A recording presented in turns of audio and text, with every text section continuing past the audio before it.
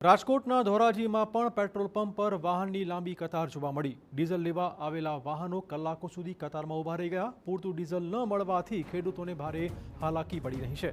કામકાજ છોડીને વહેલી સવારથી જ કતારમાં ઊભા રહેવા ખેડૂતો મજબૂર છે। કતારમાં લાગેલા ખેડૂતોને માત્ર 10 લીટર જેટલું ડીઝલ અપાતા રોષનો માહોલ જોવા મળ્યો હતો।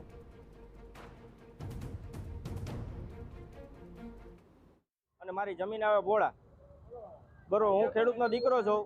10 લીટર ડીઝલ આપે છે। અત્યારે અમે સવારના 5:30 વાગ્યાના લાઈનમાં ઊભા છીએ, ડીઝલ લેવા માટે ઊભા છે। હજી 2-3 કલાકે વારો આવશે। લાઈન એવડી લાંબી છે, કેન લઈને આવીએ તો કેન ભરવા નથી દેતા, કારણ કે ટેક અડધું ખેતર મૂકીને આવ્યા છે હાંકતા હાંકતા। 24 કલાકમાં 36 લીટર ડીઝલ જોઈએ અમે, 36 થી 40 લીટર। 10 લીટર આપે, અમારે 5 લીટર તો આવા જવામાં આવી જાય ડીઝલ। તો ખેડૂતોની ફરિયાદ છે કે તેમને કલાકો સુધી કતારમાં ઊભા રહી જવું પડે છે। પેટ્રોલ પંપ સંચાલકો પણ કેરબા કે કન્ટેનરમાં હાલ ડીઝલ ભરી આપતા ન હોવાથી ખેડૂતોને ફરજિયાત ડીઝલ બાળીને જ ટ્રેક્ટર સાથે આવવું પડી રહ્યું છે, જ્યાં ટ્રેક્ટરમાં માત્ર 10 લીટર જેટલું ડીઝલ ભરી અપાઈ રહ્યું છે, જે અપૂરતું છે। અને અહીંયા લાઈનમાં ઊભા રહી છે 3-4 કલાક ડીઝલ લેવા, વારો આવતો નથી। વારો આવે એટલે 500-1000 નું દે, એનું શું કરવું?